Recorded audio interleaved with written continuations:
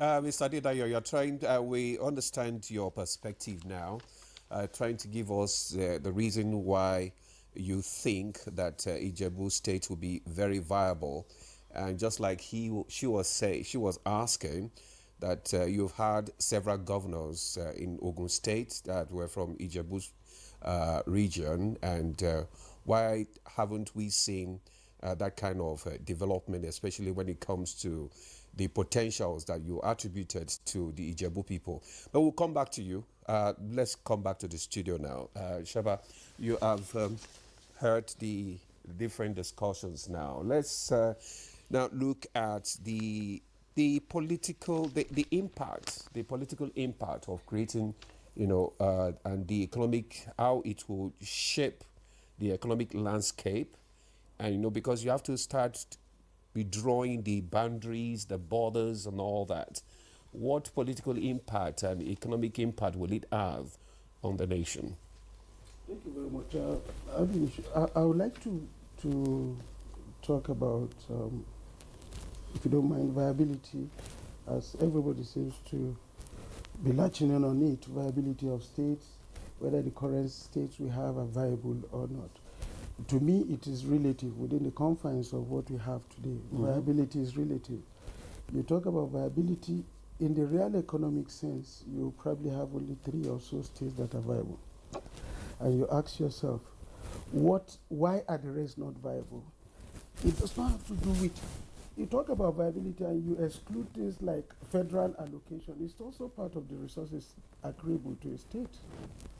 It is the right of the states to receive federal allocation, because under the Minerals Act, for instance, most of the resources within the geographical confines of it belongs to the federal government. So if money is realizable from then and the taxes of the people are being plowed back by way of allocation to the states, you do not say the states are not viable because those monies are not originating from but the resources that give back to those monies are also coming from those states, so those should also count. So what do they do with the resources, with the finances? We will get to the level of devolution of powers. We must move certain things from the exclusive to the concurrent list, and perhaps the residual list, if you don't mind, because there is over concentration.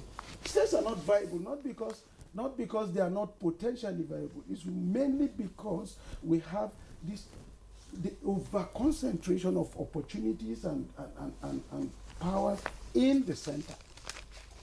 If every state, I come from Kogi State, when a speaker has alluded to the fact that certain regions in the country have a lot of mineral resources, I stand to be corrected. There's no section of this country, region of this country, that has as more solid mineral resources as the north central Nigeria. So if we're talking about that, if we decide that, look, let viability be contingent upon the devolution of powers so that states can manage effectively their resources, then most states will be viable, because there is no state. If you are not viable through mineral resources, you are viable through agriculture, you are viable through oil and everything. And talking about oil, virtually everywhere has oil today. So all are potentially viable. If we are going to develop the states along the trajectory of, mineral resources available within the confines of each state, so fine and good. Let the federal, those who are at the center, spread this.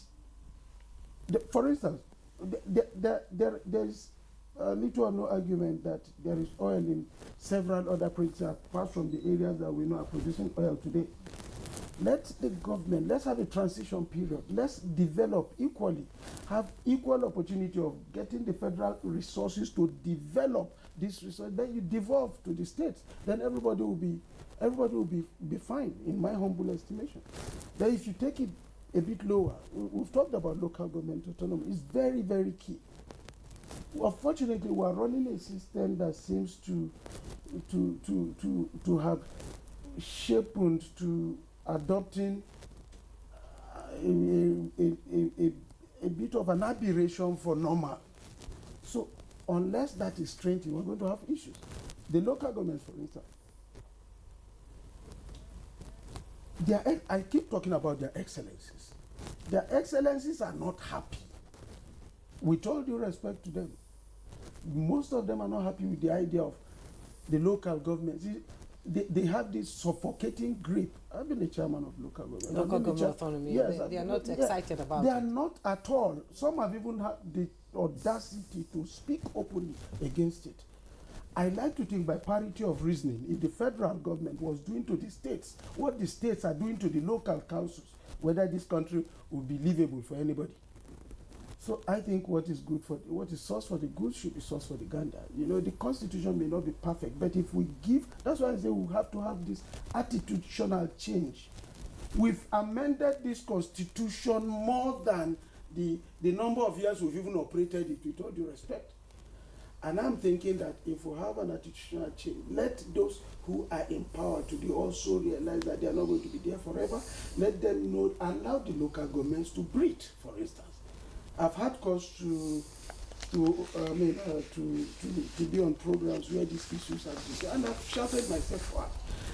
My little experience at that level shows that the local governments can have their own potential if they have their own potentials. If the states will allow, look at the kind of humongous resources that is being channeled to the local governments today. Even the states have their own. I want to give that credit to the center, because a lot of money is going to the states, going to the local government. But where are they? There's nothing on ground to reflect the volume of cash that is being taken. But analysts also say politics stifled the local governments. Absolutely. That has always been my position. Political will. The governors have come to see the local governments as their personal fiefdoms. They look at it as, if you say give them autonomy, it looks like you are taking away a chunk of their power. And I don't think that should be so. If we run a unitary government system, for instance, they too would be on that suffocating grip. And I'm not sure there will be any attraction. But coming back to the... Do you see this creation of new states as a kind of trying to balance power between the states and the local government? Because some of these local government will automatically, become a state. From what from so is it a way of trying to balance power between? It's a cocktail of factors. Okay. It's a cocktail of factors. It's not just a one-off thing. There are those who seek to balance power. There are those who say they are running away from domination. You understand? If you look at just like some example, I don't want to go into direct examples so that people don't get offended. But it's like those who are in the shadows somewhere, once they miss it for a little, just a little while, they are now agitating to create states for themselves. Because ab initio, that ownership mentality has been ingrained in them for them to think that this belongs to us. And the moment you are not in the saddle, howsoever temporary, you seek a state that. But let me sound a caveat. Okay. Even if you do, within the confines of those same states, you're going to hear cries of marginalization. Okay. Just like... Yes. But the ultimate thing, and let me tell you why these agitations will not die easy. If others are not viable, like I said, is relative, and yet they can also take resources from the center, and we are at the receiving end. Because this agitation can be subjective. You may look at other people's pain and say, why are they saying this? But those who feel it know it. But my own panacea, for this is to make certain provisions of the Constitution. He's made very copious reference to some. Make them justiciable. Okay. If you say like the fundamental principle and objective, fundamental directive and objective principle of state policy, those provisions are there to guide, but they are hardly justiciable. You can't go to court to enforce. Okay. Unless you